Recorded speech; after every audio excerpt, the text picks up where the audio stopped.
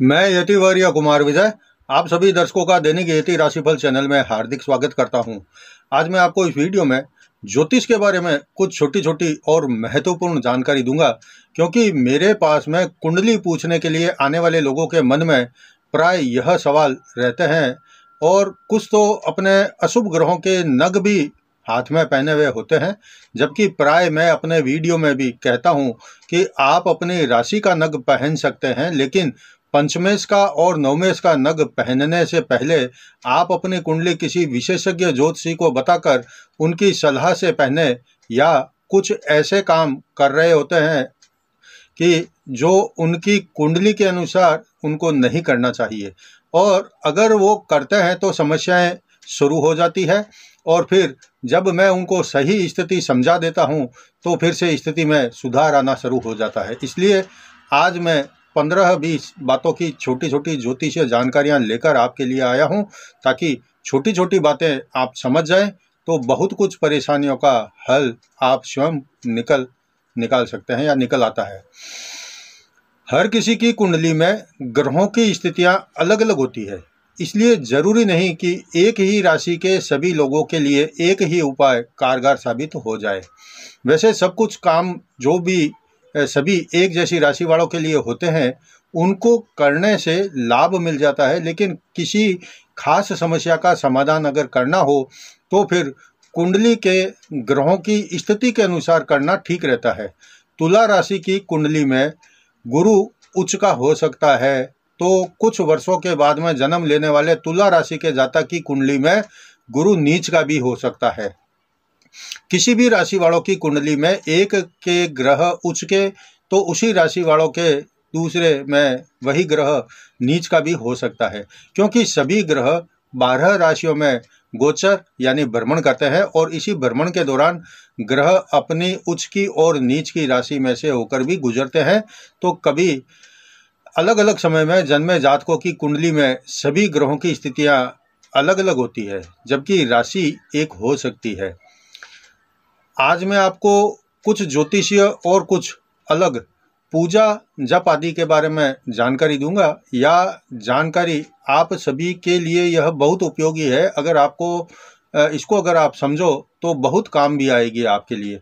अब और आगे देखते हैं कि ज्योतिष के अनुसार क्या काम करे और क्या न करे।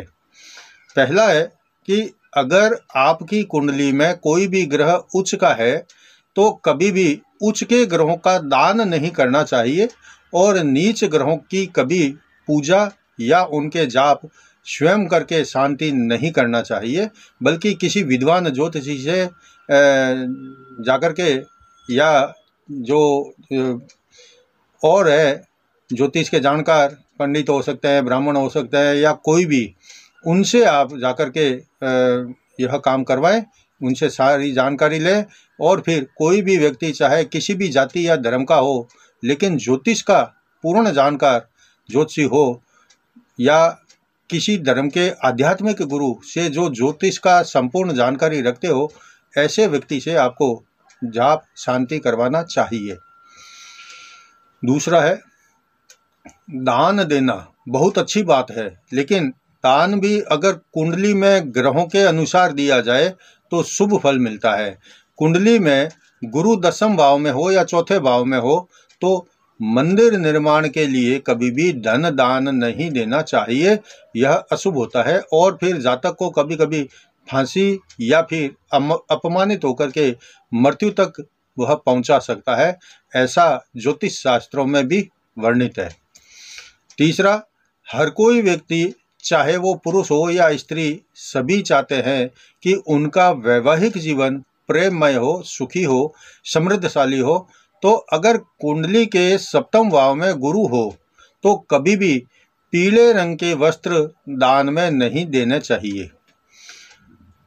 अब आपको 2 मिनट थोड़ा मैं रोक कर यह बता देता हूं कि अगर आप मेरे से फ़ोन पर बातचीत करना चाहते हैं तो नंबर आप और बात करने का जो है टाइम मेरे से, तो फ़ोन नंबर और टाइम यहाँ आप स्क्रीन पर नीचे देख रहे हैं, 9462575291। इस नंबर पर आप केवल रविवार को दिन में 10 बजे से 11 बजे के बीच में मेरे से संपर्क कर सकते हैं।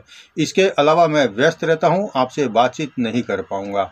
और आपको इस वीडियो को देखने के बाद में अगर यह पसंद आता है तो आप इसे लाइक ज़रूर करें और नीचे कमेंट बॉक्स में जय जिनेंद्र या राम राम या आदि आप जो भी संबोधित करना चाहे ज़रूर करें।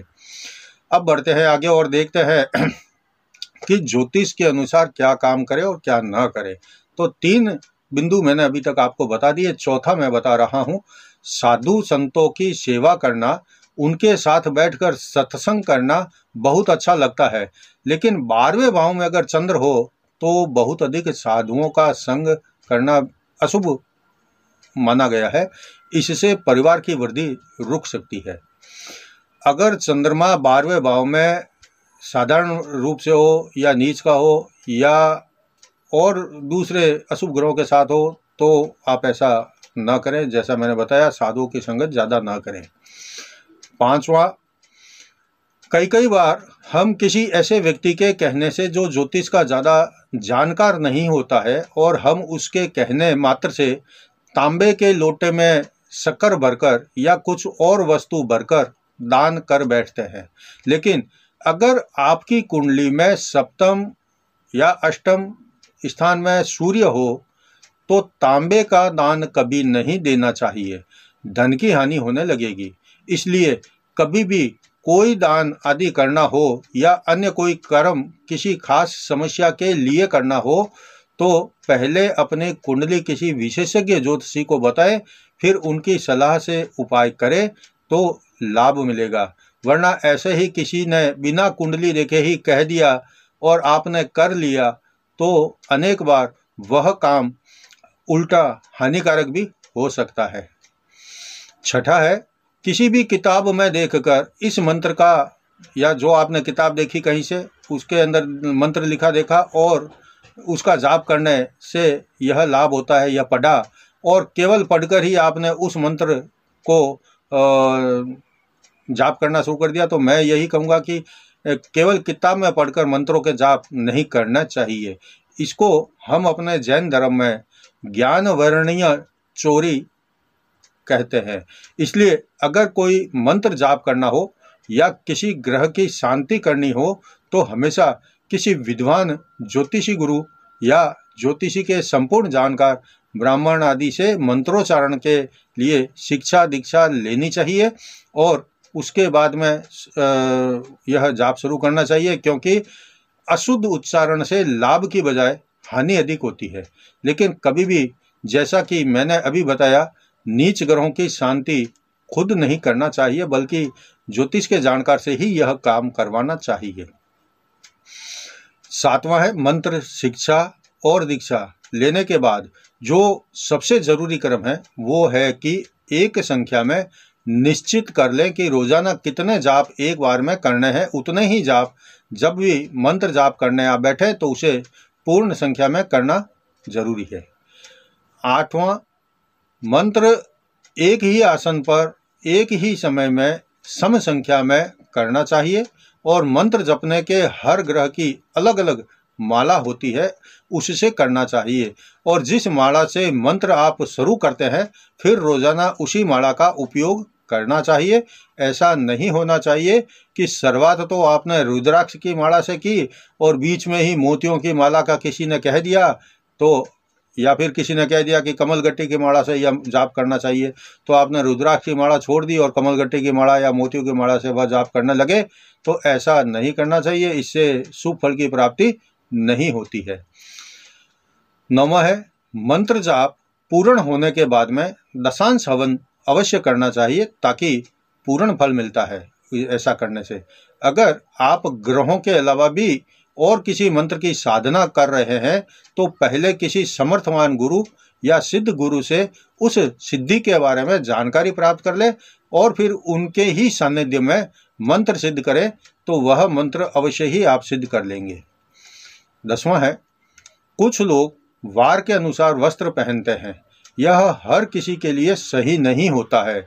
कुंडली में जो ग्रह अच्छे हैं उनके वस्त्र पहनना शुभ होता है, लेकिन जो ग्रह शुभ नहीं है उनके रंग के वस्त्र पहनना गलत हो सकता है।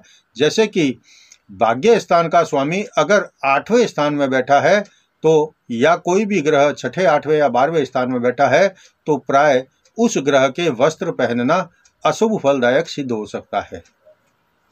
11वां है, कई बार किसी से सलाह लिए बिना लोग मोती पहन लेते हैं। किसी ने कह दिया कोई तकलीफ चल रही है, मन में शांति नहीं है, कि मोती पहन लो। यह गलत है। अगर कुंडली में चंद्रमा नीच का है तो मोती पहनने से व्यक्ति अवसाद में आ सकता है। जैसे कि अगर वृषभ लगन वाले पुखराज पहन लेंगे तो वह बहुत अशुभ फल देगा। ऐसे ही कोई भी नग धारण करने से पहले आप अपनी कुंडली किसी विद्वान ज्योतिषी को बताएं और उनकी सलाह से नग आदि, माला आदि धारण करें तो अच्छा रहेगा। 12वां है, अक्सर देखा गया है कि किसी की शादी नहीं हो रही है तो ज्योतिषी बिना कुंडली देखे पुखराज पहनने की सलाह दे देते हैं। इसका उल्टा प्रभाव होता है और शादी ही नहीं होती।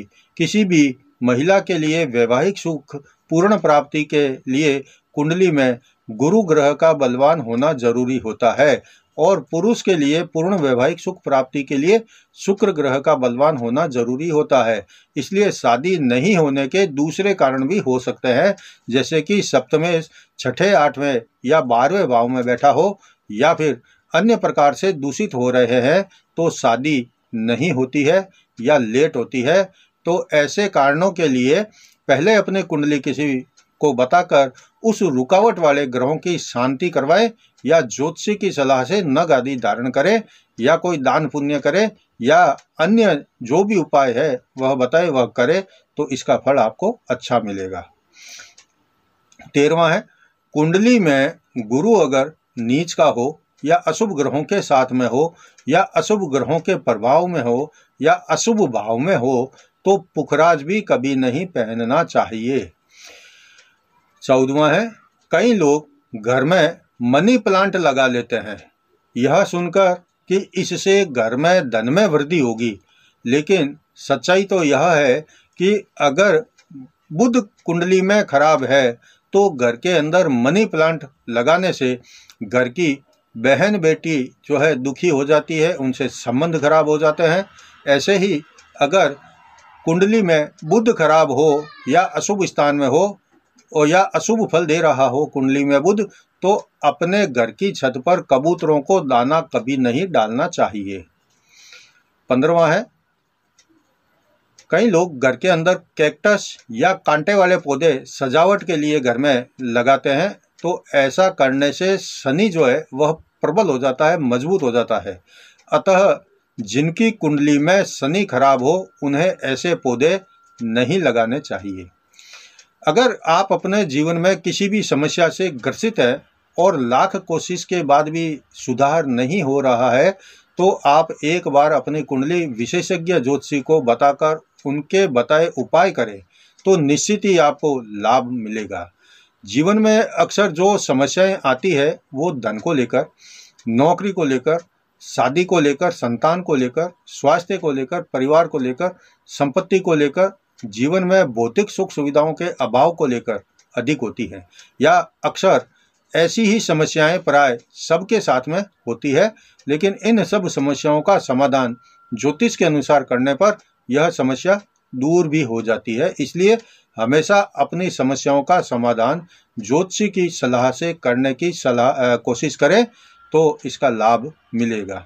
यह था आज के वीडियो में ज्योतिषीय समस्या और उनके ज्योतिषीय उपाय के बारे में जानकारी। अगर आपको वीडियो अच्छा और उपयोगी लगा है तो इसे लाइक करें और ज़्यादा से ज़्यादा शेयर करें। नीचे कमेंट बॉक्स में जय जिनेंद्र या फिर राम राम या अन्य कोई संबोधन अवश्य लिखें।